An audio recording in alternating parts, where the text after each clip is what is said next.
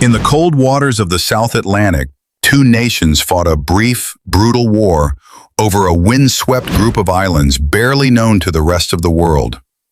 This is the story of the Falklands War, a war born from colonial legacy, nationalist pride, and political desperation.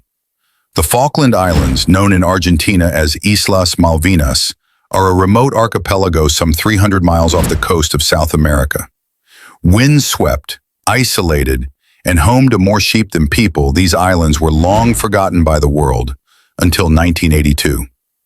The sovereignty of the islands had been disputed for over a century. Britain claimed them in 1833, expelling a small Argentine settlement. Since then, Argentina has never relinquished its claim. To them, the islands were a symbol of national dignity and colonial injustice. In 1982, Argentina was ruled by a military junta. General Leopoldo Galtieri and his fellow generals had come to power during the Dirty War, a period of brutal repression against political dissidents. The economy was in ruins. Inflation is skyrocketing. Protests are growing.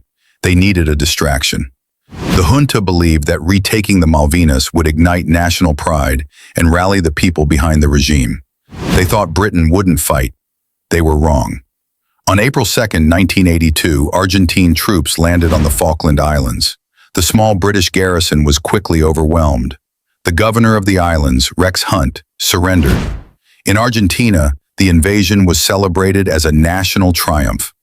Across the world, governments watched with unease. In Britain, Prime Minister Margaret Thatcher faced her own challenges. She was deeply unpopular. The economy was struggling. Strikes, unemployment, and unrest plagued her administration. But the invasion gave her a moment and a choice. Thatcher chose war. With a sense of imperial resolve, she declared that the Falklands would be retaken. The British government assembled a naval task force at astonishing speed. Within days, dozens of warships, aircraft carriers, and thousands of troops were en route to the South Atlantic. It was a race against time. Winter was coming.